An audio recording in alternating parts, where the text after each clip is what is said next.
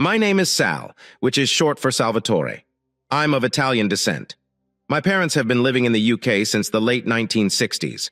The family company is the well-known Italian restaurant, which has served as the primary source of income for my family and the numerous cousins and other relatives that comprise the extended family. We are a close-knit family, but unlike in the past, we do not live together every day. Family gatherings are always crowded, and no one wants to be absent and face the gaze of my grandma, the matriarch, the one who must always be obeyed no matter what. I married Connie 7 years ago, when we were both in our early 30s. We seemed to be drawn to one another after an unsuccessful relationship, and while gratifying, it lacked the qualities necessary for a long-term connection. We dated, partied, and had fun for nearly 2 years before deciding to marry. My grandmother never liked Connie. She seemed to simply tolerate her. She was never outwardly unpleasant, but her glance toward Connie was usually one of distrust, as if she was waiting for her to cross the line, as if she had her finger on the trigger, waiting for it to happen.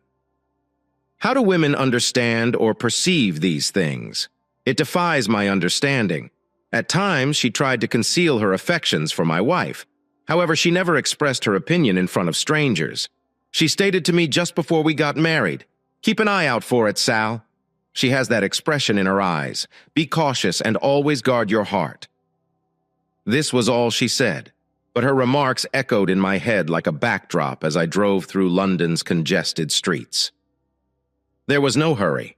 I knew exactly where I was going, and if anything changed about my evening, I would receive a text or a call on my cell phone. I joined the flow of traffic on Marylebone Road, which was as congested as normal despite the fact that it was well after 9 p.m. The bright lights of the city shone in the darkness of the streets, and I turned toward the city center. My heartbeat and breathing appeared to speed. It won't take long now, I thought to myself. Then the farce will be finished. A month ago, I discovered that my wife was routinely visiting a guy and doing wicked actions with him, at least once every 2 weeks. This had been going on for at least 6 months, as I discovered after a little investigation. How did I find out? It turned out to be much easier than I expected. She made a minor error one night that made me suspect that all was not fine. That day, I found a pen. It was one of those cheap pens that you get in motels. I could not figure out where it had come from, but I know I have never been at this particular hotel before. When I travel, which happens around once a month, I always use a respected chain. I save loyalty points, but it isn't a significant deal. Anyway, one evening while we were walking, I asked Connie if she had a pen, and she took this biro from her large purse. As soon as I finished using it, I noticed the writing, which set out a small alert in my head. I knew I wasn't staying at this hotel, and I couldn't imagine why my wife would have a pen from here. So I was puzzled. Connie silently returned the pen to her bag.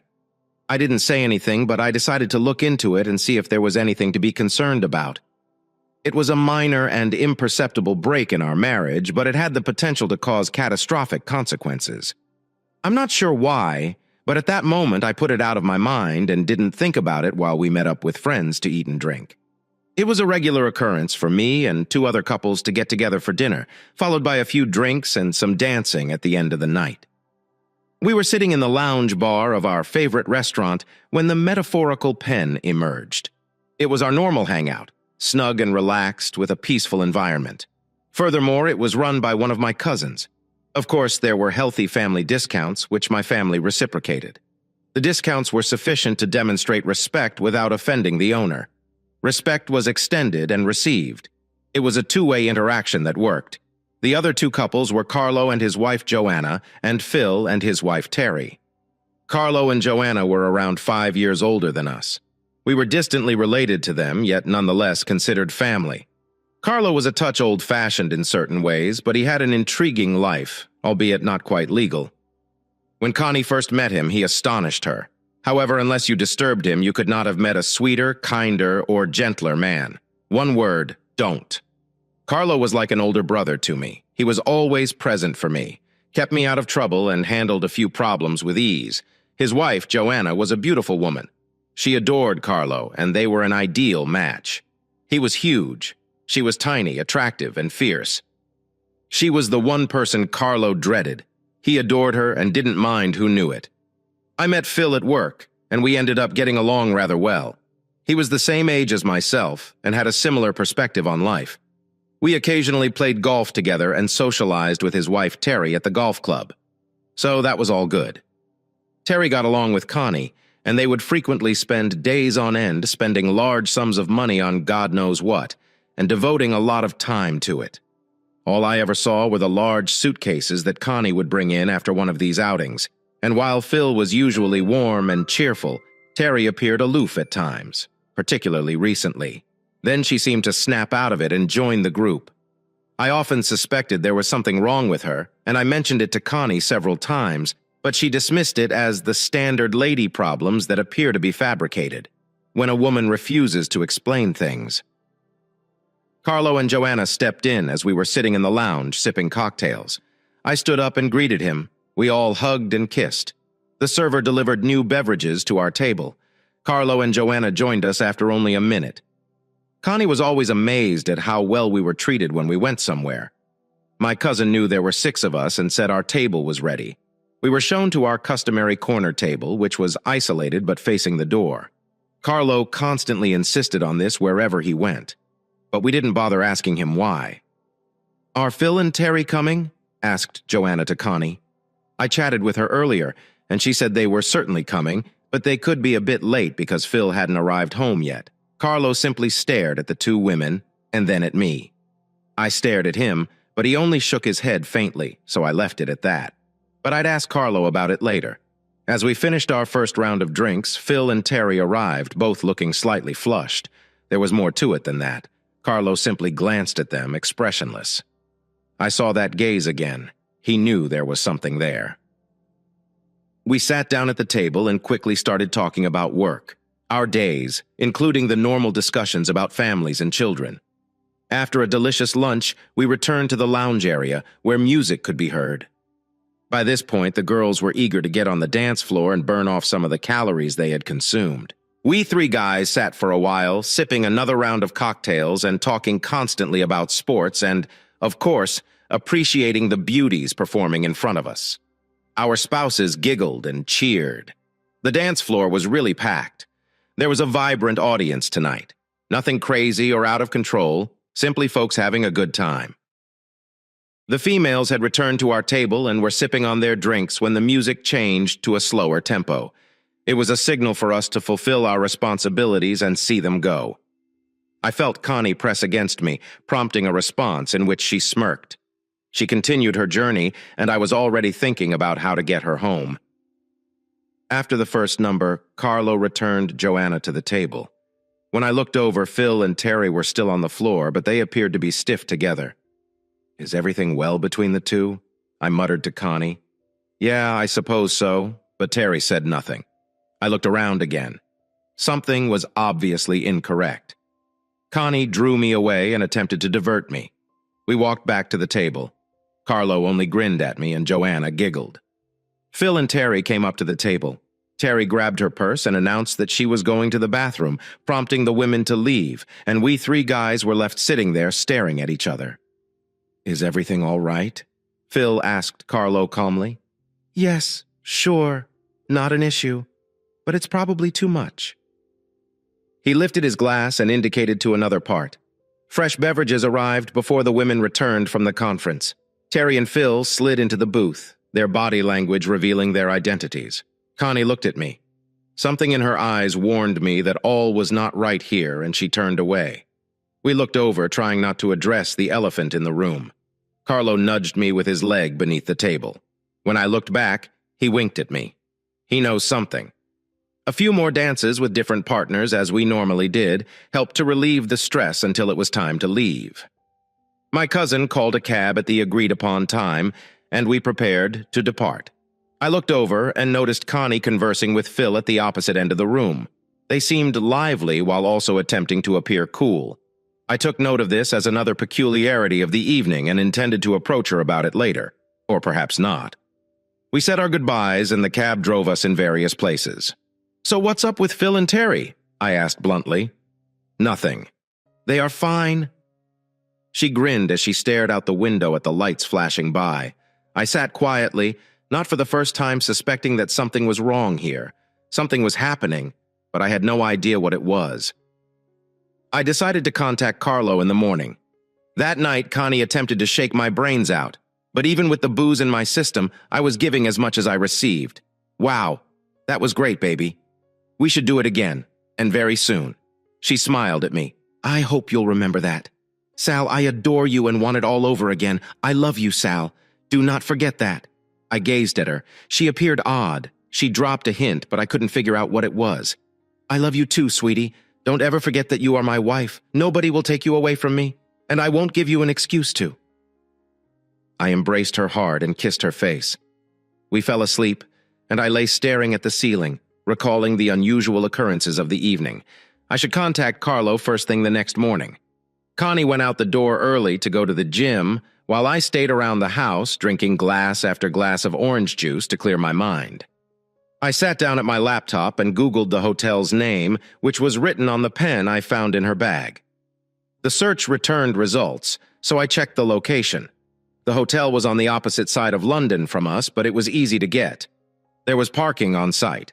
It appeared quite posh. I wrote down the phone numbers and email addresses, but then saw that they also offered online booking.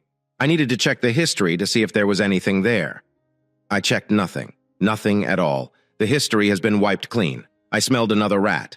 My paranoia was growing out of control. I called Carlo. Carlo, this is Sal. So, what's going on between Phil and Terry? I get the idea that you know something. Should I be worried? Sal, meet me at my brother's bar around mid-afternoon, and I will tell you everything I know, but it shouldn't be over the phone. Okay, of course, I will be there. Sal, go on your own, okay? Yes, of course. I realized that the line was shut off. Now I was worried. Did I have to be? Screw it. I was concerned. I sat staring at the phone, my tummy slowly fluttering, and I did not like how I felt within. An hour or so later, Connie walked through the door. She appeared refreshed, her hair still moist from the shower and a blush on her cheeks. Have you had a decent workout? I asked. Yeah, that was fantastic. I needed that, babe. She flung her purse on the table and tossed her exercise bag on the floor. I'm going to see Carl. He wants to discuss something, but it won't take long. What does he want, Sal? Despite the fact that he is a cat, he still gives me the creeps. Yes, he is a lovely guy, but I would not want to get on his good side. No way. And never confuse him for a kitty cat. I will not stay in love for long. Okay. Connie looked at me, another gaze that I couldn't read. What the hell is going on? Everyone around me is giving off an unsettling atmosphere. I got into the car and drove carefully through town to Carlos's brother's place. It was a huge, unassuming structure that housed a posh and trendy North London pub. So, not exactly a bar, more of a drinking club for those in the know. As soon as I hit the buzzer, the door opened and Carlos stood aside to allow me in, casting a quick peek outside to see if I was being followed. I watched him with interest. So, Carlo, what the hell is going on? Your call freaked me out. And with a couple other things going on, I'm starting to worry, but I'm not sure what to be concerned about. He looked me in the eyes and said, Follow me. I followed him past the bar to the back rooms where an office had been set up as a workspace. He closed the door behind me and we sat on either side of a massive oak desk. Sal, you are very dear to me, so please listen to me carefully. I told your old grandpa that I would always look after you, and I won't break my word. What I'm going to tell you will hurt, but you must listen to me, okay? I flinched as I noticed the pain in his eyes. My thoughts raced over the alternatives. But deep down, I knew it had to do with my wife. My heart raced in my chest. This man has always been dear to me. I knew my father was just as close to him as he was to his own son. He was a cousin who had been living with us since he was a toddler. I knew virtually nothing about his parents, only that they had been killed together. My father quickly made arrangements to take him in. Since then, he has been my brother. He opened the top drawer of the desk he was seated at and carefully handed me a huge manila envelope. My eyes were locked on it, like a dangerous serpent about to strike. I knew immediately that opening the mail would change my life forever. Carlos's hand came down on the snake as I was cautiously reaching for it. I looked up attentively and noticed the pain in his eyes again. Isn't that bad? He simply looked at me and nodded slightly. "Sal, remember that I am here for you, okay?" He raised his large hand, and I drew the snake towards me. I picked it up and felt it become heavier. I believe it was full of venom. Carlo watched as I removed the contents of the envelope from its hiding spot. When I opened it, I discovered the poison that had begun to affect my mind and heart. I saw photographs, enormous glossy images of a woman and a man doing it. They were clearly identifiable. They were in an inexpensive hotel room. There were others clearly taken at a different time and in more typical settings, and seeing through a veil of tears. I saw my wife naked in our own bed with a man. Sal, are you all right?" I kept scrolling through the photos, and each one made my heart hurt. My chest ached as I watched my marriage crumble in front of my eyes. I gazed up at Carlo, my face stung with tears. "What? How? When did you do this? Who is he?" My eyes widened with shock, terror, and a small amount of rage. "Sal, a few weeks back I heard whispers that Connie was up to something. I didn't have any proof until a few days ago when we all went out. Some things are certain, but others require further investigation. My friend recognized her when he saw her at a restaurant in South London. He believed the man she was with was too nice to treat a married woman like that in public." Sal. "They assumed they were outside the area and safe. And who is Tony Drew? Yes, you must know him. He is Phil's brother." I sat there, fascinated by his words. The photographs from our dinner with Phil and Connie. And then Terry came into my mind. "I discovered a pen in a hotel in London. Is it there?" "Yeah. Sal, I'm sorry, friend, but my guy was following them earlier last week. I understood you were out of town. The first meeting took place when you were not at home." I stared at him. My heart was tense, my fist clenched and held fiercely. "I'm going to kill that bastard," I spat. "Easy, Sal. This could get you into trouble, and she is not worth sitting out for. Neither is he. Divorce the bitch, get rid of her, and leave me to deal with him." "No, Carlo, as much as I like you, I cannot let this happen. I'm on my own with that jerk. And he needs to know it was me, too. Is he married? Do you know where he lives, works, etc.? I have information in the package that will address Sal's question, but don't act too soon. We need to plan this thoroughly. We don't want to be placed in jail, do we? He is not married, but as far as I can tell, he is divorced. No children. But he likes ladies, particularly married ones. Maybe he doesn't want to commit or whatever. Anyway, he should not have put his nose in our pond. He'll regret it." When he stated that, his eyes became cold, and I knew it would not end well for my wife's lover. "Okay, so what are you up to?" I was still breathing heavily and quickly, but I was gradually pulling myself together as best I could. Before responding, he poured me some whiskey. "How well do you get along with your friend, Phil? I'm asking because he was acting unusual in the restaurant with Terry and your wife. I was watching him. I think he understands what's going on. If that's the case, can you still call him a friend? I saw it too. And I'm wondering if his wife was involved. From the way they were behaved, I don't see the sense in staying any longer than necessary. Sal, I believe we should bring down the hammer as quickly as feasible.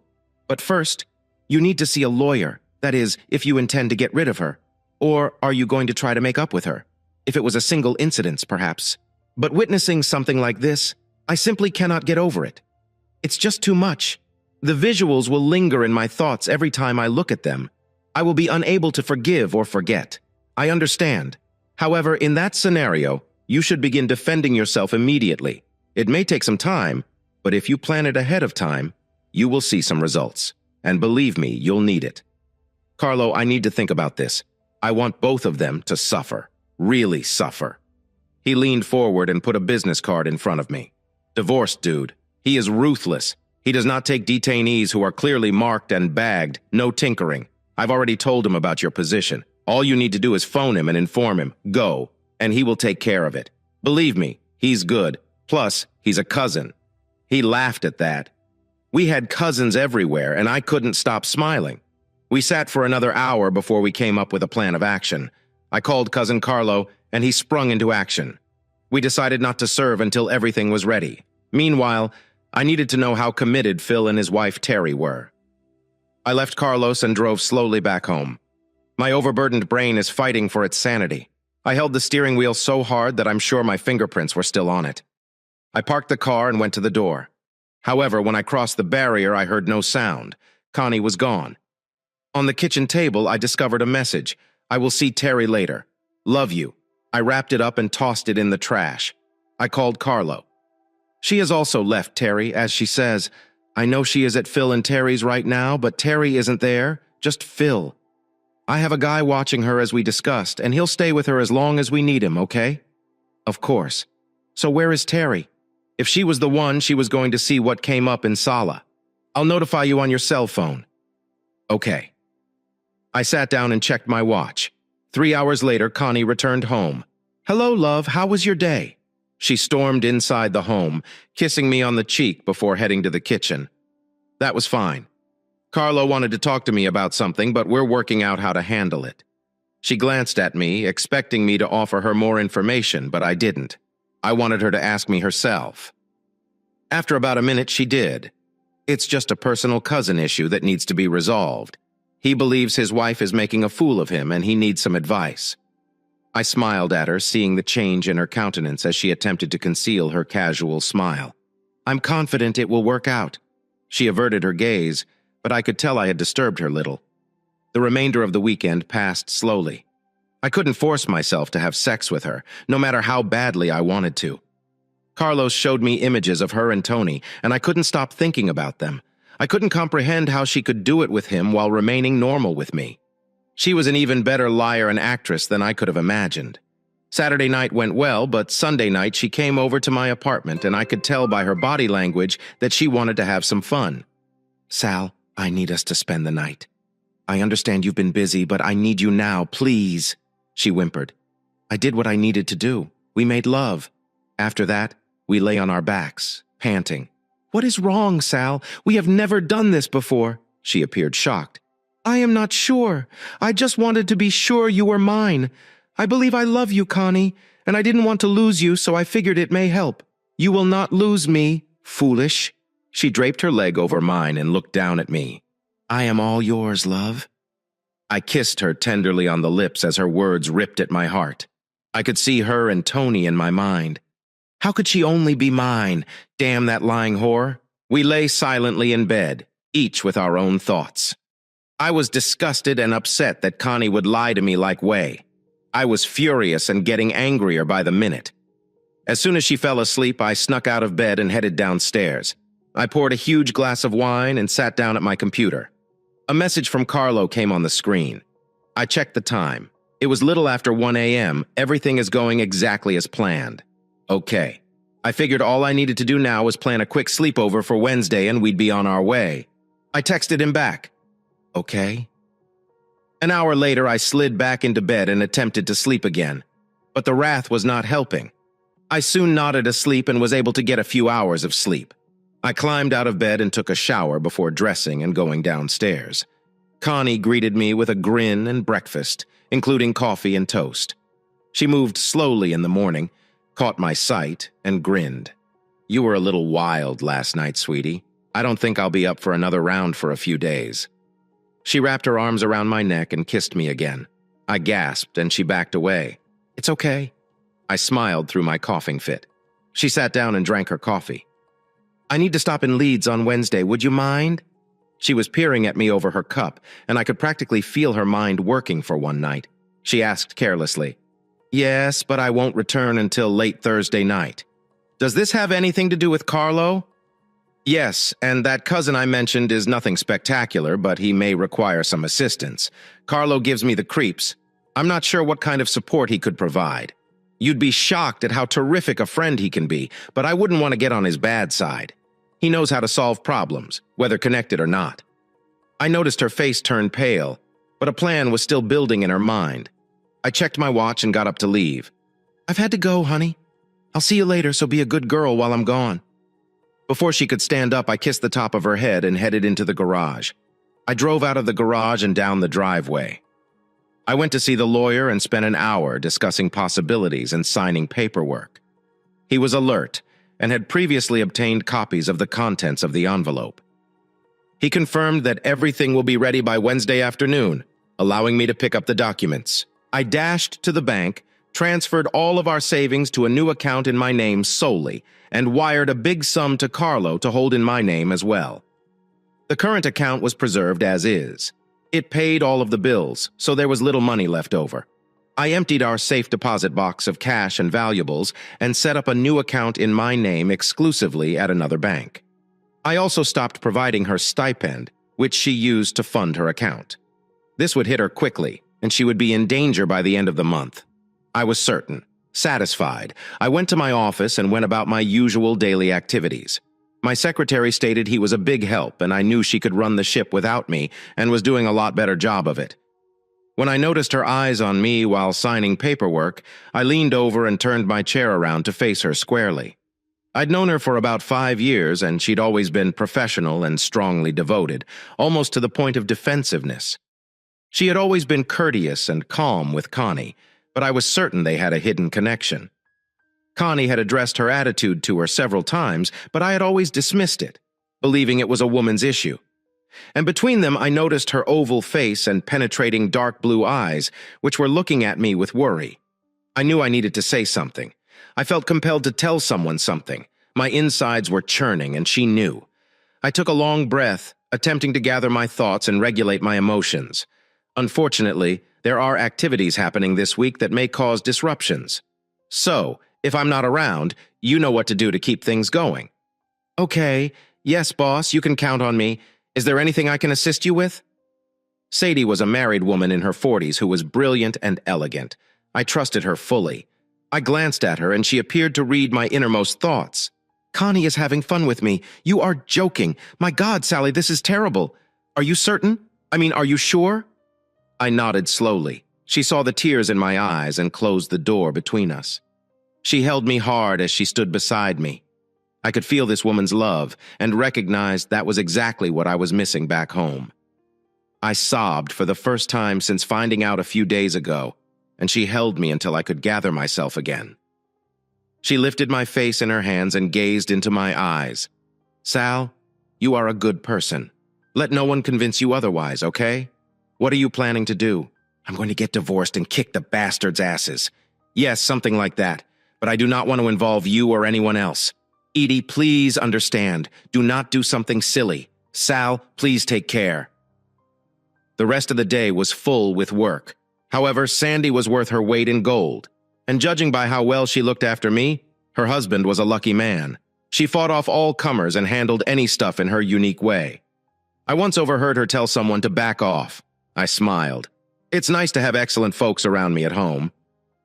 I was sitting with Connie watching TV when the phone rang and she came out into the hallway to answer it. I could hear her faintly conversing, but not enough to figure out what was going on. About 5 minutes later, she returned. What is wrong? I inquired carefully. Nothing. Terry is just talking about how he and Phil are arguing over nothing again. As usual, all I want is for them to reconcile or end their relationship. They are driving me insane. What do you mean? Are they in major trouble? Phil never mentioned it. I watched her face for anything that could reveal her identity. Well, I believe it is both something and nothing. I'm confident they will figure it out. Is that what was going on when we were at the restaurant? Connie stared at me uncomfortably. She had no idea I had detected something between them and that she was also involved. She'd started this sequence of lies and was now completely immersed in them.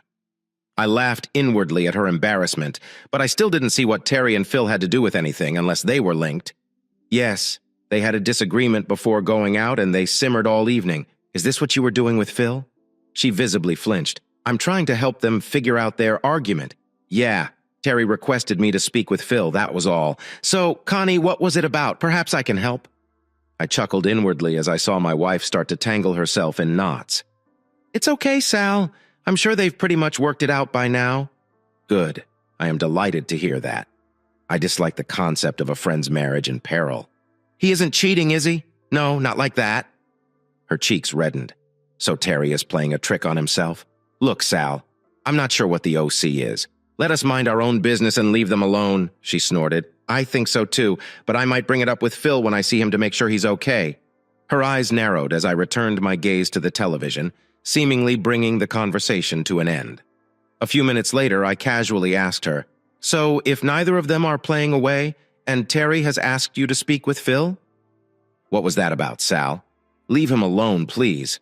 She sprang up from the couch and bolted out of the room. I sat back and laughed. understanding I'd gotten under her skin, and now I had to figure out what role the other couple played in this. We spent the rest of the evening avoiding each other, which seemed to suit us both, and we spoke very little. I planned to visit Phil and Terry tomorrow and bother them a little. It was obviously risky. My wife might have assumed I was aware of what was going on, but I couldn't help but tug on their chains. The next day, Tuesday, I got up early and was out the door as Connie walked down the stairs. She was still asleep, but I gave her a courteous kiss on the cheek as I passed her on my way to the garage. "I can't stop, my love. I need to get moving. I have a lot to do before my departure tomorrow. Love you." Connie looked in surprise as I vanished through the doorway, and a few seconds later she heard my car pull out of the driveway and accelerate away down the highway while she made herself a cup of coffee. She sat there, thinking of Tony. Everything had gone so well until the last week. She met Tony one night a few months back while out with Terry. They were in a small club with a few buddies when he walked in and recognized his sister-in-law. He approached the gathering, smiled, and offered them everybody a drink. The girls smiled as they stared at the attractive man who was considering them all. Terry watched Tony and Connie staring into one another's eyes, and something happened between them. "Stay away from Tony. He's a terrible person. He's even hit on me previously. He'll go after anyone with a pulse, particularly married people. Do not worry, Terry. I have my own cell phone. But he's a fairly smooth and attractive guy. Weren't you tempted?" Terry shook her head and looked at her pal. One word. Don't. Terry performed her pleasant duty, but she could tell something was going on behind her friend's eyes that she disliked. According to her, the remainder of the evening went smoothly. However, Tony cornered Connie and handed her his phone number. Over the next few days, Tony managed to obtain Connie's phone number and contacted her several times to spend a few innocent minutes speaking and flirting. By the next bachelorette party, she knew Tony would be there again. This time, there was dancing on the agenda, and as soon as Tony got her in his arms, he set about seducing her. He showered her with flattery and praises, making numerous tiny gestures while they talked. Terry gripped her elbow, and she remembered she'd spent the entire evening with him.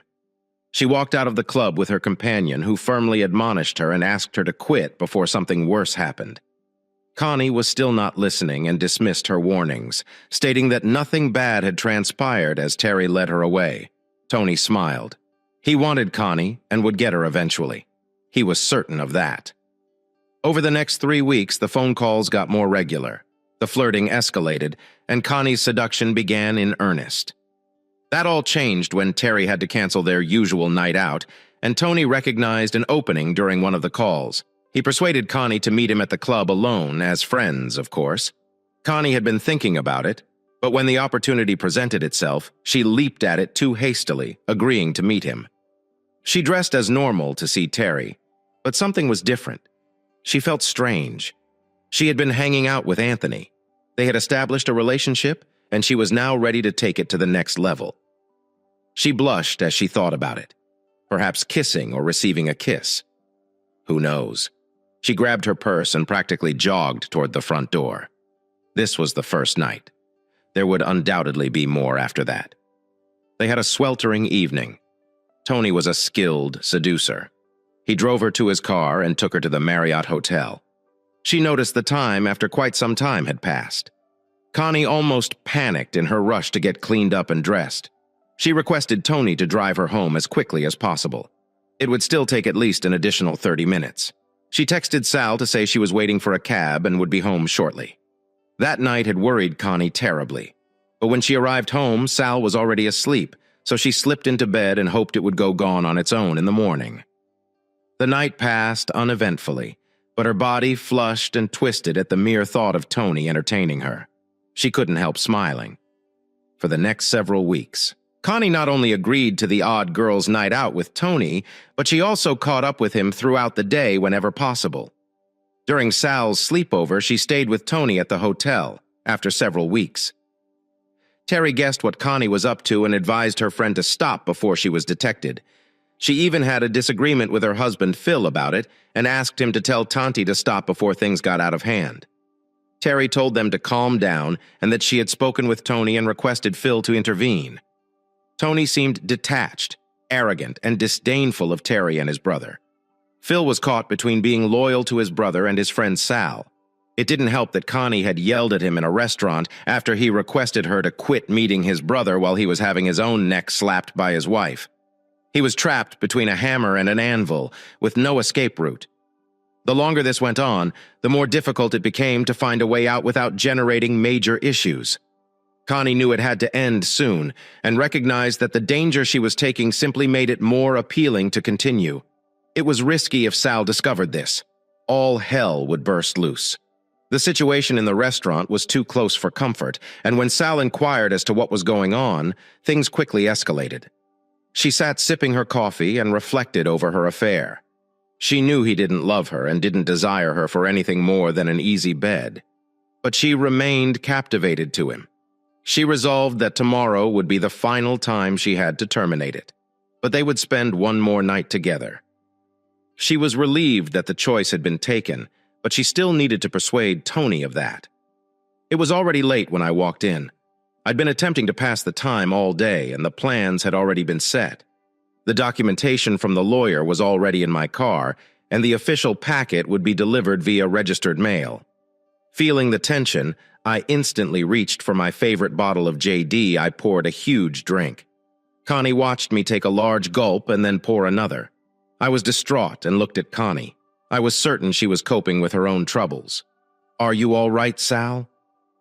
I did not respond at first. I took another sip of my JD and turned to look at her. I witnessed her reaction. She was afraid, anxious, and shivered very visibly. "Just a difficult day, love. I need to shower and prepare to chat to Carlo tomorrow." I walked past her and disappeared up the stairs before she noticed I hadn't kissed her. She didn't enjoy the vibe. It terrified her, and she understood why. But tomorrow it would be finished. What did he mean when he said he needed to get ready for tomorrow? She realized she didn't know anything else about what he was doing. I stood under the hot jets of water, tears flowing down my cheeks. My marriage, wife, and future. Everything was completely messed up. After 30 minutes in the shower, I felt no better. Even though I felt cleansed, my heart was breaking, and I wanted to flee and hide.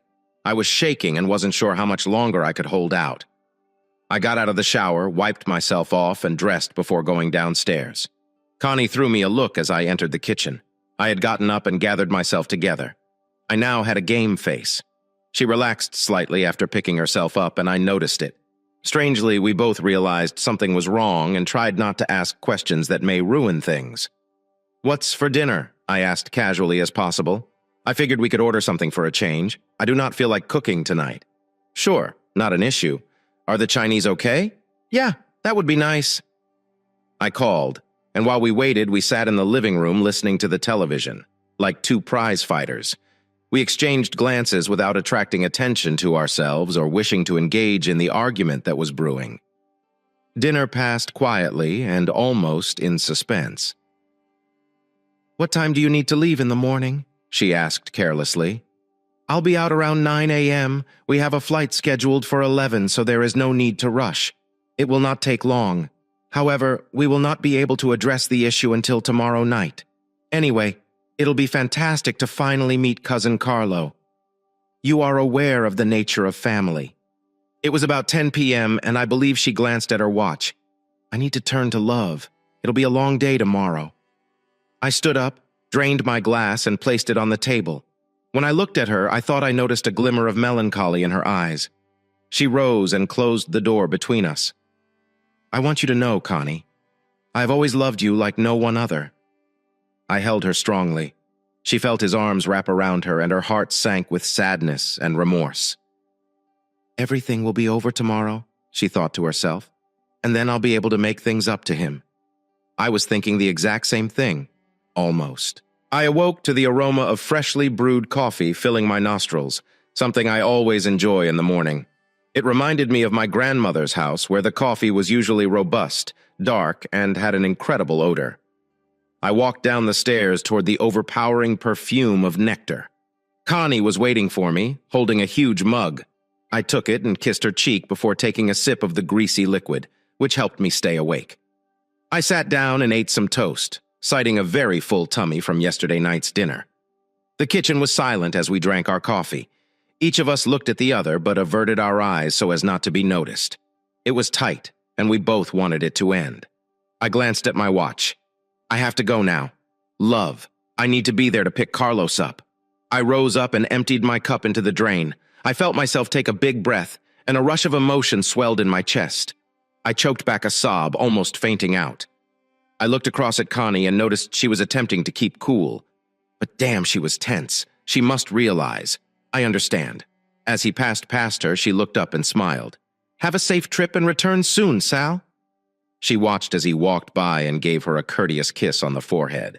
But the deed perplexed her again. He grabbed his overnight bag and proceeded toward the garage, sighing a sigh of relief. I turned the key in the ignition and the automobile roared to life. The garage door opened and I drove out into the cool morning air, tears slowly forming in my eyes. I cranked the wheel and drove away from my wife. I didn't look back. I couldn't. My face was soaked in tears and my heart was heavy with despair. The day of judgment has arrived. After a few moments, Connie picked up the phone and listened to the noise in her ear. He's gone. Are you still prepared for tonight? Yeah, baby, definitely. We're going to have a fantastic night, too. I had to tell Phil to back off, Tony. He's been getting on my nerves recently. Has he said anything to you? Yeah, but I also told him to back off. He also has a buddy wife. She's also been on me. But she refuses to say anything, despite knowing it. Well, it will not deter us, baby. I am looking forward to tonight. I asked my buddy to get us the same room as before. So we're good. Room 415. Just collect the key from the receptionist and I'll see you at 8. Okay? Okay, I get it. I will call you later. The pair hung up the phone and the man smiled. He typed a note detailing the lovers' date, then picked up his listening device and left his station. Carlos noticed the message and smirked cruelly at Sal. Sitting in his office, he mourned his wife's callousness before thinking about his plans for the evening. Are you certain you want to do this? I need to ask before this gets too far. Do you know how this will end? I stared at my long-standing friend, sensing genuine anxiety in his eyes and hearing the warning in his words. Carlo, I adore that woman in a manner I never have or will. I gave her everything I had and I can't let it go. I need to do something to make her know what she has done and make her pay forever, just like her sweetheart. I just need to do it. Carlo, do you understand? Carlo nodded sadly, seeing Sal's suffering and experiencing it through his words. He reached into his desk drawer and took out a handgun, setting it on the table in front of Sal. The man glanced at it, taking in the features of the weapon that would answer a portion of his problem. We'll do whatever it takes to make him realize what he's done and ensure that he never does anything like that again. You need the pistol to prove your point, okay?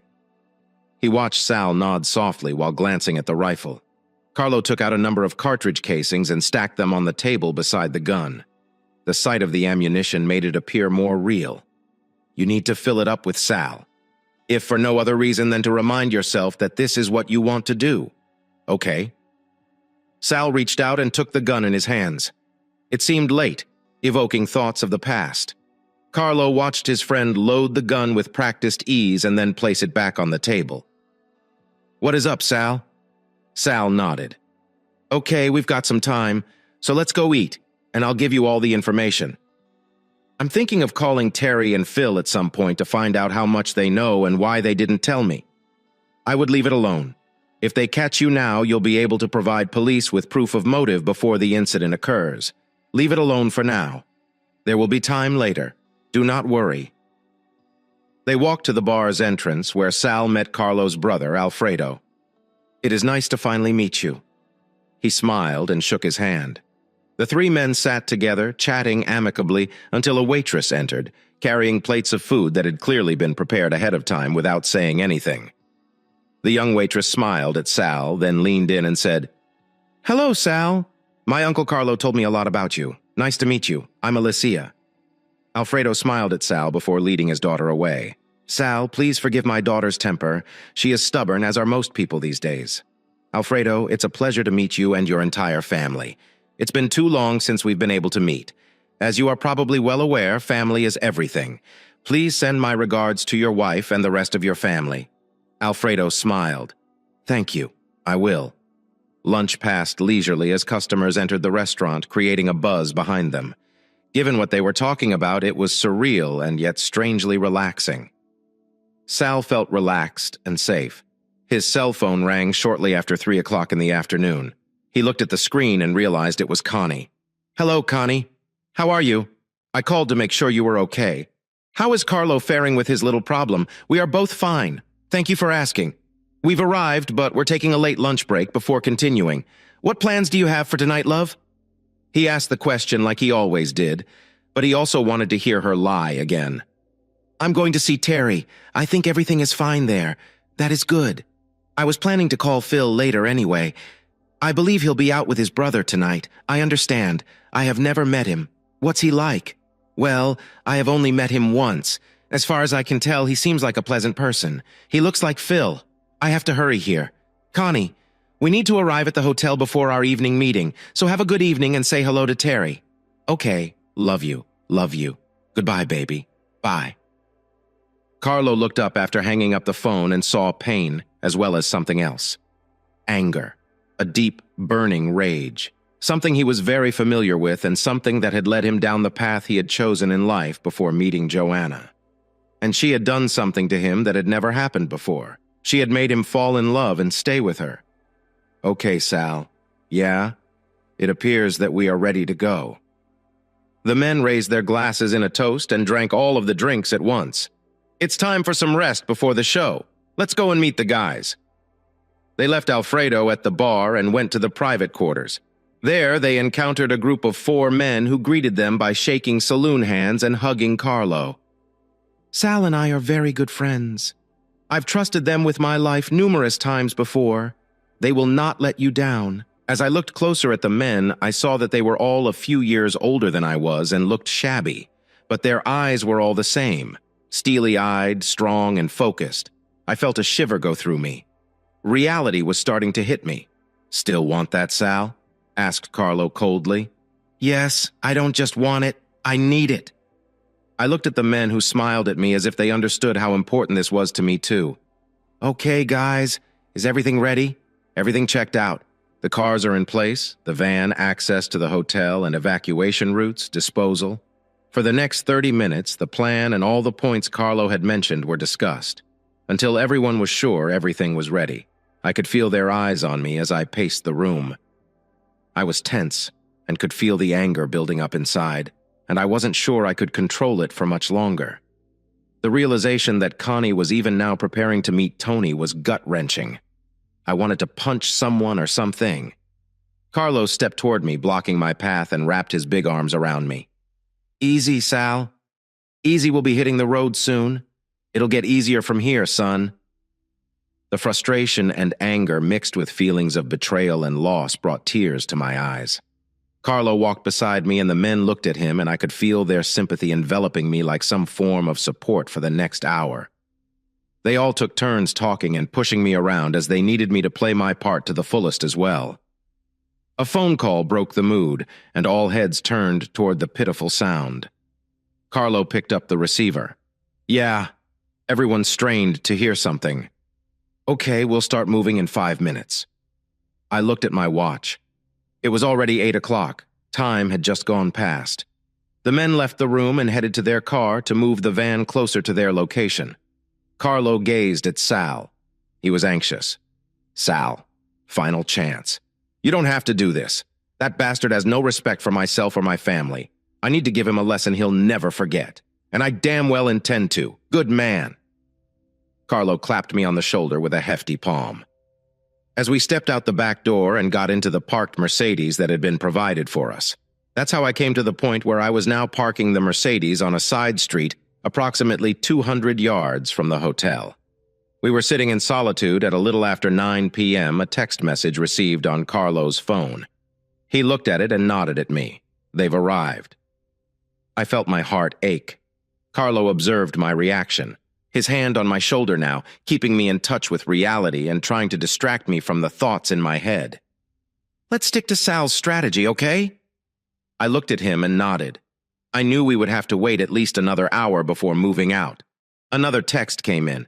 "The men are here and are in place." Carlo smiled shyly at me. Their function depended on us getting in and out of the hotel discreetly or realistically speaking, as discreetly as possible.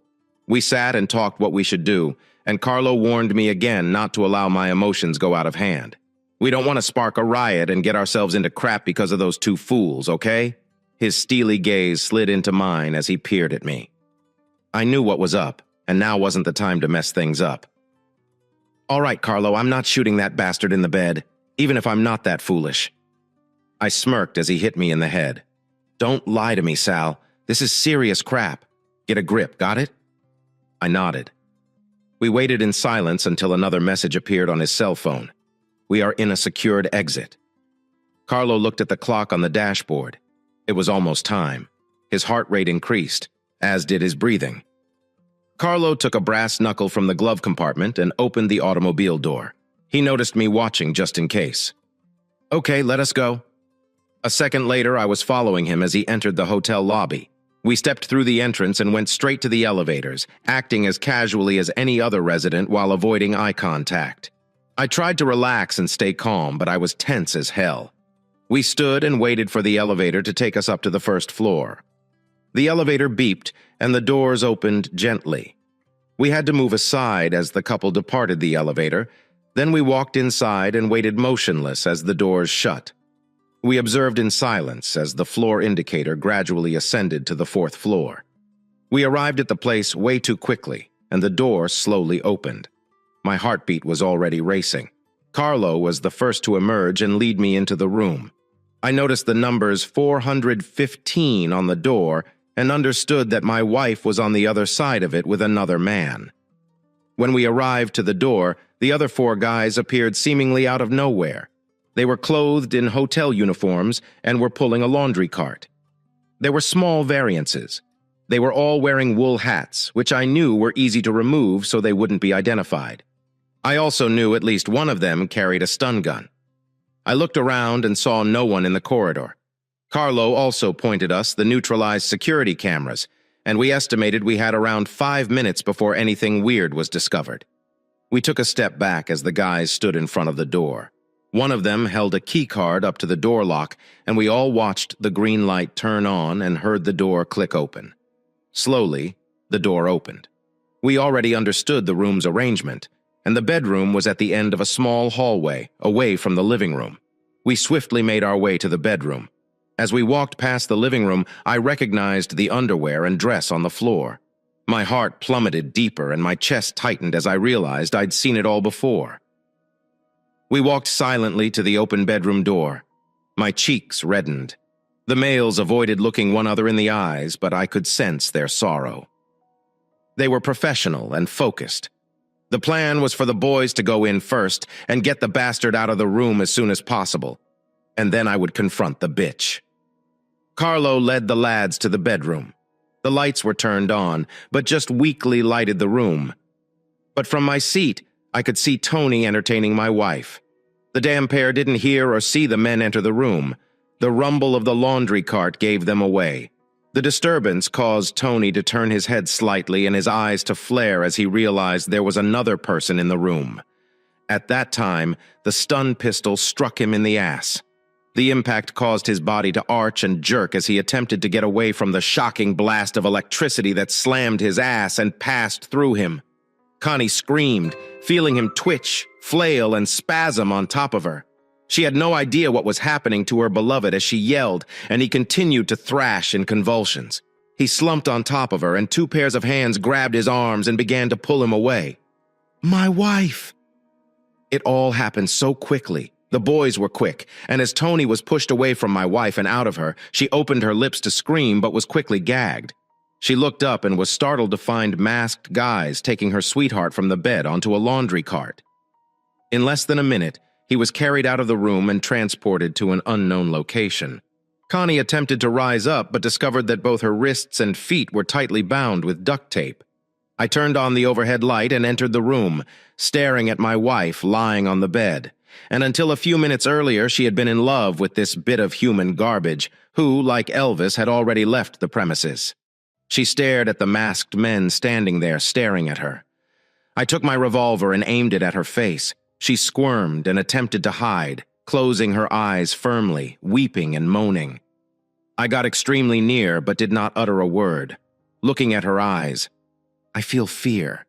I let it to fester and flare up. I wanted her to feel terrified. She had to be terrified. I felt Carlos's gaze on me. He was worried that I would snap. I knew it. She noticed my fingers stiffen up and then curiously relaxed.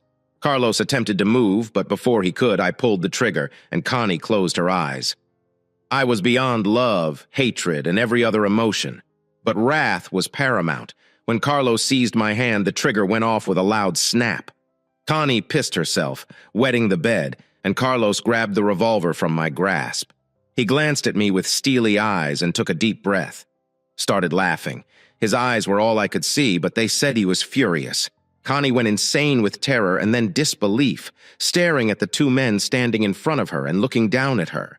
She started thrashing her head frantically from side to side. Tears flowed as well. I glanced at her with disgust. She was looking wide-eyed at the two silent men in front of her, and not a single word was said in the 2 minutes it took to ruin her evening and potentially her life. I remained motionless in quiet for nearly another minute, looking at the bitch on the bed, whose flesh bore the imprint of her lover's paws. Her gaze was locked on me. I could sense her fear. I grabbed the edge of the mask and pulled it off. She gasped, and then passed out.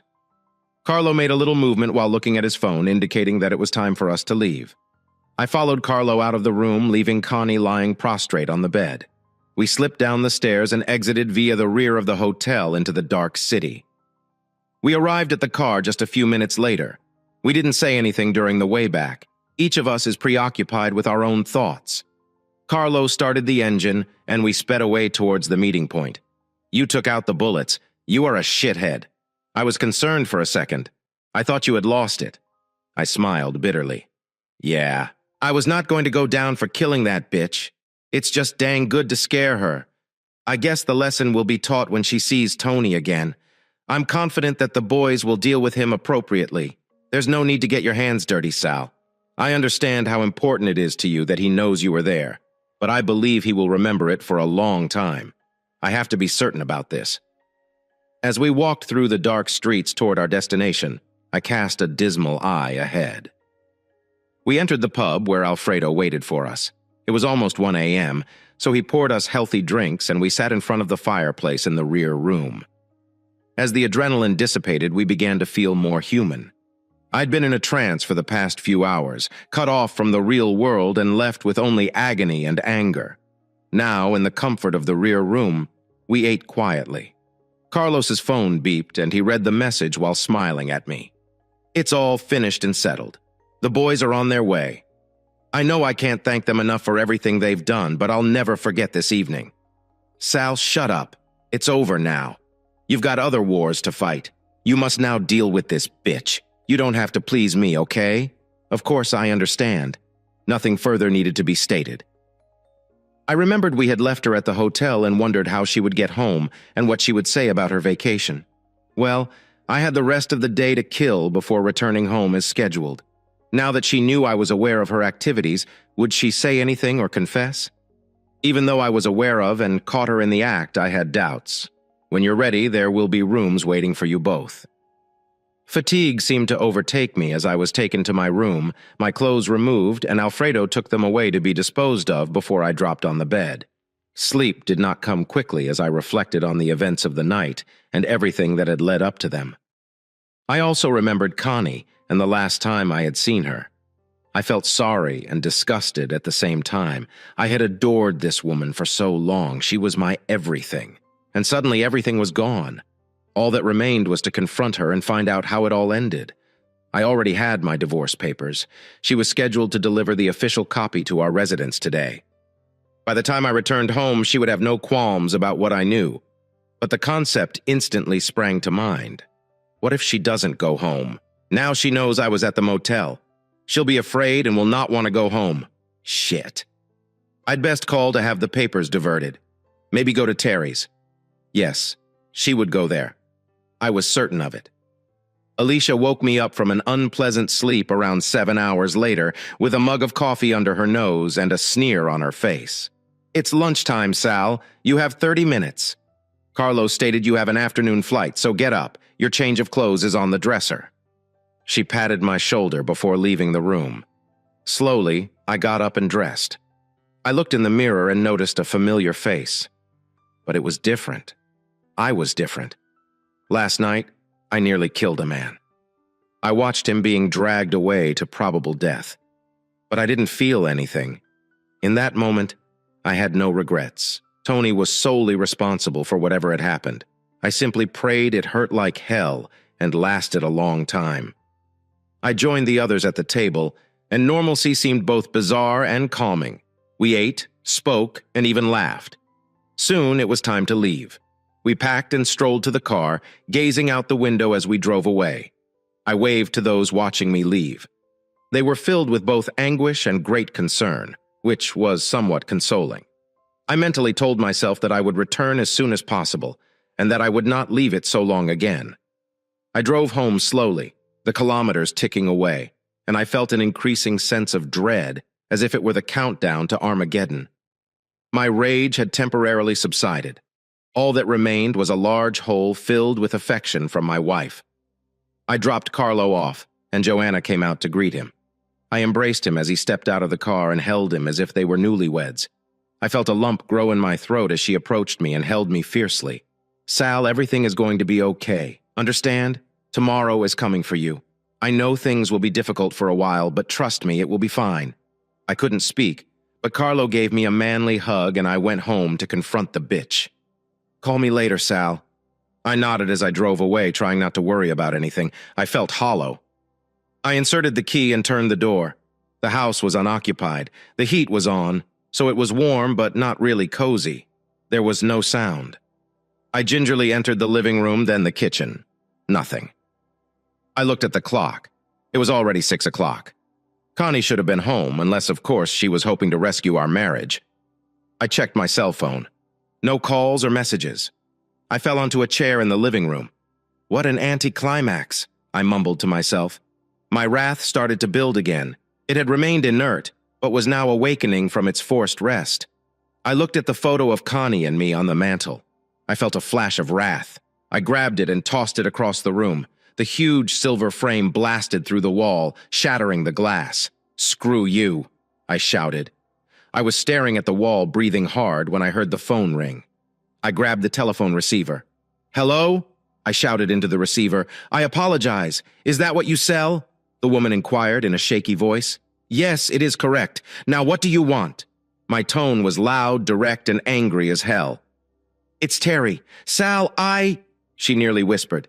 "Yes, Terry, I'm sorry for the awful time. What can I do for you?" I inhaled more slowly, hoping to restore my composure. "It's Connie. She's arrived and she's in critical condition. I have no idea what happened, but something happened and she isn't feeling well. She does not want to go home. She fears that you may harm her in some way. I don't think she should be going anywhere right now, especially not driving." "Terry, is she in there?" I intervened firmly. "Yes, of course. Ask her to speak with me. If she doesn't want to, that will tell me something. You should do it as well. Ask her what occurred and see what she says." I heard mumbling. Then the voices became a little louder. Terry returned to his seat. "She will not say anything to Sal. I am worried about her. Terry, be patient. Simply tell her I will pick her up and see what happens." I overheard her mention what I had said to Connie, and then Connie screamed, "Sal, I don't know what to say. Terry, I understand. It's okay." "What do you mean, Sal? Terry, I am aware of all of this. My God!" I heard Terry repeating my words. Then another cry came from the earphones, followed by weeping and more shouting. "Sal, I sincerely apologize. I agree. Terry, I know all about it. I know about the girls' nights out and how you and Phil felt about them." I overheard her gasp. "God, no. Yes, I understand. And while I'm at it, I know who. And when I catch up with the little bastard, he will pay. Believe me, Sal, I am sorry, but Phil could not persuade them to stop. We both tried. I understand. We should have informed you, but we got into a difficult situation." Terry spoke hurriedly, wanting to get everything out as soon as possible. "Terry, rest certain that I do not blame you or Phil for what she did to Tony. I'm simply sorry you didn't tell me sooner. I'm afraid it's harmed our friendship. We will not discuss it again. Tell Connie that I am not going to pick her up so she can relax. However, her belongings will be packed and ready for her to pick up as soon as feasible. Otherwise, they will end up in the garbage can. I mean everything. She does not reside here anymore. Finally, she is having some papers delivered today. I called the servers and got them routed to your address because I suspected she would bolt to yours. I believe they will arrive shortly. Tell that whore to think before she does anything, especially before she contacts me or anyone else. I get it. Okay, Sal. I hung up the phone and breathed out slowly. It was as if I was holding my breath while speaking. I let out all of my rage with ease, and now there was nothing. I had said everything I needed to say in that moment. I felt relaxed now. I didn't yell at anyone inside. I felt as if I desired this, but I was alone, and she had gone. Perhaps she'd been gone for a long time and I hadn't noticed. I missed the bitch. I loathed and loved her at the same time. I played it over and over in my mind. I must have been blind and foolish to miss it. The more I thought about it, the more I recognized subtle signals that things were not going well between us. The prior few days had taken their toll on me, and sitting in the quiet of the house, I suddenly felt fatigued. Things had moved dramatically, and it was only a matter of time before the real crap broke between the two of us. I knew it would be really unpleasant and personal. Sooner or later, I'd have to confront the bitch, but I was in no condition to fight her just now, but it would happen quickly. There would be neither forgiveness nor quartering. I sat down, uncorked the jade bottle, filled the glass with ice, and poured a generous measure. I sipped the dark nectar, enjoying the flavor as it warmed my throat. I sipped and allowed my mind to go blank, waiting for unconsciousness, or at least in a condition that would allow me to sleep. I slept soundly, and when I awoke, my mouth felt like a parrot's cage. My head was also a little hurting. I showered, went downstairs, put on the coffee maker, and drank a drink of orange juice from the carton. Toast came in the toaster, and I began walking around while waiting for the coffee to brew. The first bell rung at 7:30. Hello? Salads. Carlo, are you okay? I apologize for calling so early, but I just wanted to make sure you were okay and hadn't done anything crazy yet. Yeah, I am fine. Just a headache. You don't need to worry. I have calmed down. She did not return home, but went to Terry and Phil's place.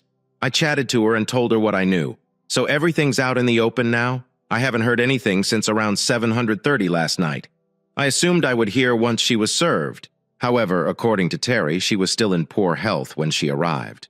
Carlo laughed. It's not surprising, but everything appears to be going as well as it can. According to the lads, everything is going great for them. The box was delivered to the Midlands, but I don't expect to hear anything for a day or two. You're familiar with the drill. I won't be contacting till tomorrow because I have stuff to do today. The family offers you their greetings. Understand? Understood. I will chat to you shortly, my friend. Do not hesitate. Click. I drank a cup of black coffee. It was enough to cleanse my head of the alcohol-induced fog. I started thinking about what I wanted to accomplish today. I decided to phone the office first and inquire about things, then contact a locksmith, deal with the bank, etc. Screw everything that had to be done. Although I didn't want to lose her, I realized I couldn't stay with her as the trust we had was gone. I was not going to keep worrying if she was cheating or not. No, it had to be done. I hadn't heard anything from Connie concerning the documents I knew were presented to her last night, but I was confident I would hear something today, once she had her act together. Just after 9, there was a soft knock on the door. Well, this is it, I thought, going toward the door. I opened the door and saw Terry and Phil standing there, and I stared at both of them in silence. Terry. The awkward silence. Sal, we come to apologize. It's the least we owe you. Can we come in and talk? I moved back and held the door as they stepped. I shut the door and pointed toward the living room. They sat together on the couch, and I sat in the chaise lounge across from them. Okay, what did you all want to say? Sal, we are both deeply sorry, Phil began. I'm sorry for feeling terribly sorry. Sorry that two people I believed were my friends couldn't inform me that my wife had abandoned me for a stranger. Too bad my wife preferred to have fun with someone else. Hell, I have many regrets. I felt my rage rising again. Sal, we apologize. We tried to inform her. Well, both of them, but they refused to listen.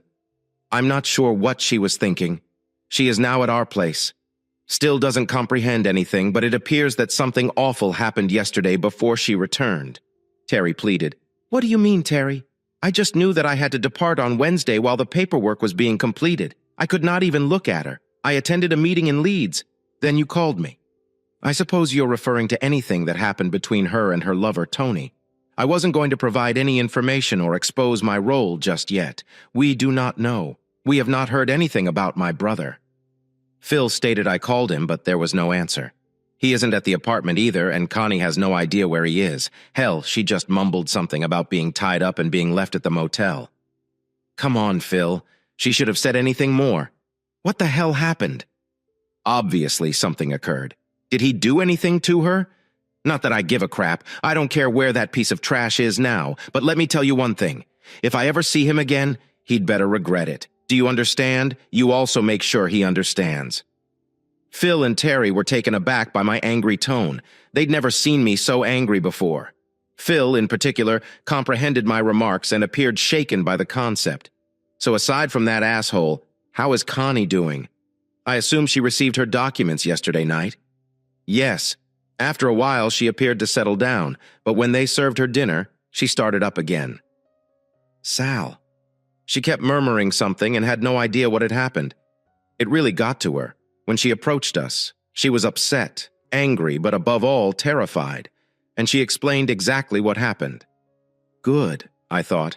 Hopefully this bitch will now remember what occurred every night. Well, guys, I despise that bitch for what she has done to me. So if she's in agony right now, that's wonderful. Because I am too. She made her bed with those cretins so she could stay with that guy if that's what I'm concerned about. I am done. They glanced at me, unable to express my rage at Connie. Is there no way you can resolve things with her? She made an error. But you two are great together. Can't you at least try to sort it out? Divorce is a huge step, Sal. Please speak to her first. She deserves at least that. Terry's voice died off as she pleaded, and I listened. I looked into her tear-filled eyes. At the very least, she expressed the sentiments of a good friend. I paused, attempting to look away from her eyes. I had always admired Terry Phil, and despite their actions in this disaster, I couldn't deny that Terry's remarks needed to be taken seriously. I knew I was going to have to speak with Connie sooner or later. Okay, I will talk to her. But first, I want all of her belongings gone. It will be just she and me, and I'll call to let her know when and where. Are you okay with that? Terry hurried over and hugged me tightly as Phil peered about. That is all we could ask for, and probably more than she can expect. Yes, okay, thank you. I'll notify her to expect your call. Please do not leave her for too long, Sal. This would be cruel. Phil simply glanced at me. His expression was morose. I apologize, Sal, but my brother is an asshole. You should kick his ass properly. I would not blame you if you did. As the couple walked away, I watched from the window. They swiftly got into their car and sped away in the direction of my soon-to-be ex-wife. I sat back and studied Terry's statements. Of course, I needed to talk to Connie, but I needed to calm down before I put that bitch at arm's length. I poured more coffee, and the powerful flavor that remained in my throat was pleasant, filling another big cup. I grabbed my phone, contacted Sadie, and chatted with her for the next half hour. I listened to Sadie discuss how well she was doing without me. What a woman! When she finished with it, she began telling me about Connie. God, that was like listening to my mother. I was eventually told to show up to her place tonight for dinner with her and her husband. And as I hung up the phone, my ears were still buzzing. I was confident she was at least part Italian. The rest of the day was spent rearranging Locke's bedroom clothes, photos, and anything else I could think of that may be tossed, packed, or destroyed when moving. My fury, while still blazing, had abated somewhat by the end of the day. I sat there, tired from all the emotional turmoil, and tears streamed down my face. I realized I was probably going away with the ends without speaking to Connie, but I had subconsciously decided to dump the bitch. Everything was ready. All that remained was to set up the ultimate showdown. I had no illusions that I would be as hurt as she was. Goddamn bitch, how the heck did you do this to me, to us? I sat staring out the window, reflecting on how my marriage was failing. My heart ached, and only agony held my rage in check, at least for the moment. I knew I needed to make the call. But as I took another jid, I decided to do it in the morning.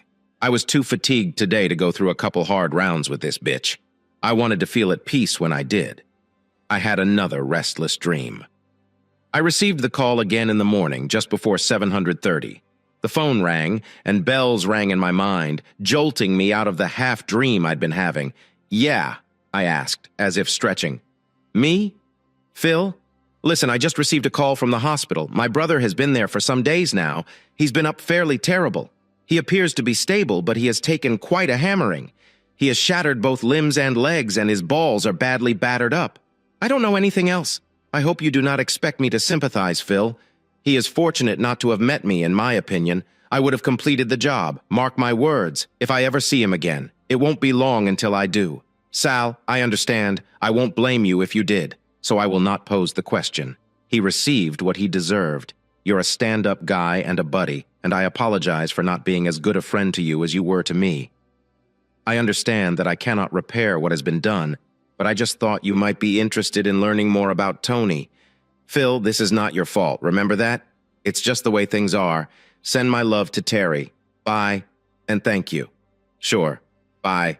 I replaced the tube and looked out the window at the tranquil garden, with the occasional bird rushing to the bird table to consume the food. I like feeding them. Sitting on the chaise and gazing out the window always helped me relax, helped me think. And today was no exception. I called Carlo on his cell phone to tell him about Tony. He just snorted, but acknowledged that the job was well done. His team performed admirably and achieved the desired outcome. He laughed when I listed the injuries, which were significant but not life-threatening unless he had done something reckless. Carlo stated he was confident he could send him the right message simply by asking him to behave, but I didn't think it was a good idea at the time. I felt confident Phil would express my sentiments, which would be better and safer. We left it at that, and I headed back. Carlo stated he was confident he could send him the right message simply by asking him to behave, but I didn't think it was a good idea at the time. I felt confident Phil would express my sentiments, which would be better and safer. We left it at that, and I returned to staring out the window while sipping my second coffee of the day. The phone rang again, but I left it on the answering machine. As I listened, I caught Connie's hesitant voice conveying a message. "Sal, please phone me. We need to talk. I'm so sorry. I need to explain. I need you. I need to get home. I'm so sorry." There were sobs between the pleadings, and with every syllable, my heart dropped like if strangled in my chest. When the message ended, I felt myself breathing heavily. I wanted to pick up the phone, but my hand would not reach for it. The sound of that bitch's voice was still bothering me. I knew I'd have to do it today, but I wanted her to wait so she wouldn't assume I was responding to her message. I wandered around the house for a few more hours, and it seemed strangely empty and deserted. I looked about where Connie's belongings used to be. There were voids. I called Sandy and asked a couple of people to come over with a van to transfer all of her belongings. An hour later, the boxes and bags I'd packed were stacked in the back of the van. I saw the van pull away towards. I knew my phone would soon ring as she gathered up her belongings, and the knowledge that she had made a mistake would sink in hard. This was a one-way trip. The telephone rang again. It was Terry. "Sal, Connie. Stuff has arrived. Just wanted to let you know that we've accepted it. The majority of it appears to have been delivered to the warehouse by the guys. Thank you for that, Sal. We only have anything you tagged as personal. Connie is still in shock. I know she had called you earlier. Could you speak with her or her later? Put her on, Terry. Let us get this over with." I waited a few seconds to hear her voice. "Hello?" I heard a feeble voice. "Connie, my God, I'm so sorry. I never intended to. So you hadn't considered the possibility of being caught." I spit venomously. "Sal, Connie, I'll leave it. You now know the answers to all of the questions you never thought to ask yourself. You were having a good time with that lowlife. Sal, can't we?" She started again. "Do you honestly think you can tell me anything that will make things better? So do your best. I am all ears. Can I come home and talk to you, please?" I thought for a few seconds, attempting to recover control of my emotions. Her speech bothered me, and I could feel my heart thumping out of my chest as if attempting to escape. My breathing increased as my mind struggled for control. I finally took a deep breath. "Tonight, at 7. It makes no difference to me whether you show up or not. It is a one-time promotion that is only valid till 5 minutes after 7. I'll listen, but I won't promise anything." I heard her sigh at my impoliteness and ended the conversation. I sat and listened to her voice, and I could feel her sorrow. I wondered if she sensed I sat and thought about my marriage and how happy I thought we were. Sure, we had our ups and downs, but I was confident that we were happy and had never had anyone else before. What a jerk. Then, I reflected on why I was so confident. Did I really know her? I hadn't suspected anything previously, but it didn't mean she hadn't done it before. I felt bewildered again, attempting to make sense of what I knew for certain. The black cloud towering over me represented everything I didn't know for sure. The hallway clock chimed. I knew it was past 6 o'clock. I listened to the bells, and they confirmed that it was 6:45. She, the whore, will arrive shortly, and I needed to calm my emotions and prepare for what would undoubtedly be the final act of my marriage. The doorbell interrupted my train of thinking and jolted me out of the veil of self-pity I had sunk into. It came up on me slowly, and I tried not to worry too much about what lay ahead of me. I started asking myself questions over and over again. Why? Why? Why now? I am free of my dismal ideas. I took a step forward, swinging the door open. I saw Connie. This was the first time I had seen her since that night at the motel. Her hair, while brushed and nice, was pushed back, giving her face a haggard appearance. Her face appeared paler due to the lack of makeup. Her shoulders appeared to drop and sag as she entered the lobby. I followed her and discovered that a few days may make a big impact when you're taken off guard like she was. I saw her gaze around the living room, gasping and then sobbing as she spotted the spaces on the walls and in the room where the photos and souvenirs had been. She gazed at me, her hand covering her mouth. There are tears in her eyes. It is all gone, I replied harshly. If you look around the remainder of the house, you will notice that there are many vacant areas. I took a little pause before continuing. She glanced at me again, tears running down her cheeks. I didn't realize, Sal, and I didn't intend for it to happen. I was not thinking. I understand. But this is the result of your adultery, infidelity, and extramarital sex with another man. Everything is yours. I hope you are satisfied. The words spilled out, sincerely, venomously. Each word struck a direct blow at my soon-to-be ex-wife. She sat down on the couch, and I served her a strong vodka and tonic. I handed it to her without emotion. She sipped the drink while glancing at me. I swirled the ice in my glass and took a big gulp. I leaned back in my chair and looked at her. Okay, let us hear what you have to say. I apologize, Sal. I couldn't help it. I went in over my head, and it became addicted.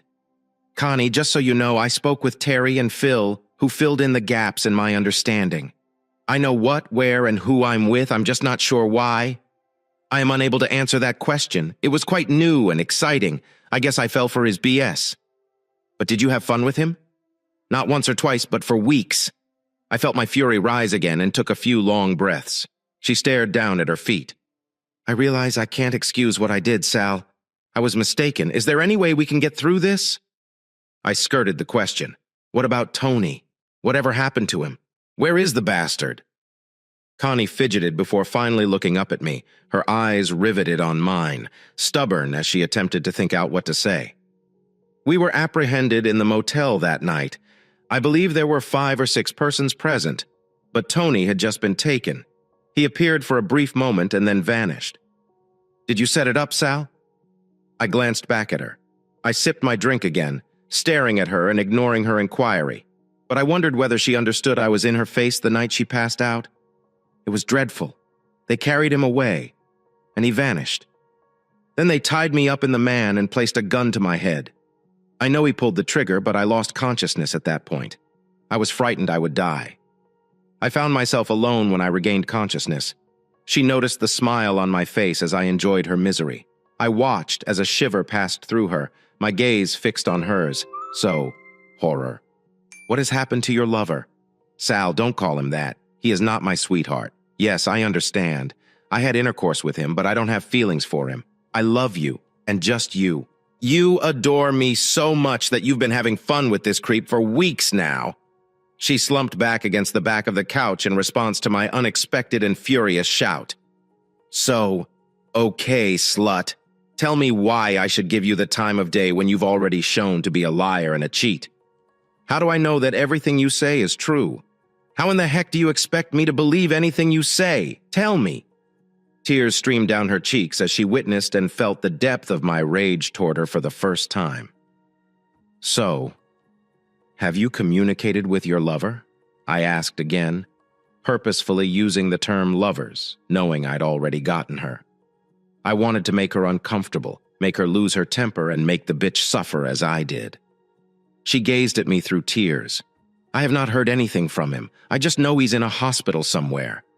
And that was all Phil said. "I do not want to hear anything about him. He ruined my life. I wish he had died. I couldn't agree more." I smirked. I sat there studying her expression, and I had no question that she was furious at being caught and strung out to dry and on her ass. She had messed up, and now she was receiving what she deserved. We sat in silence for a few minutes, each observing the other, waiting for the right moment. I took my time. I was so full of wrath that I was afraid to let it out. I wanted to slap her, but I needed to maintain control. She looked around the living room again, looking for something to shift the conversation. She sighed as she saw our wedding photo was missing from the mantel. As she glanced at the vacant space, I caught her eyes and gazed to the dent in the wall to respond to her query. She raised her hand to her mouth. She stood up and moved around the room to each vacant area while I sat and watched her process the absent memories. It appeared that she had vanished completely from the first floor. She slumped down onto the couch. "Sal, all is lost. Is there actually no chance?" She stared at me, defeat shining in her eyes. I took a deep breath. "Connie, I adored you like no one else. You ripped my heart out and trampled it. Doing that to that jerk was disrespectful and showed utter disdain for my and our friends' feelings.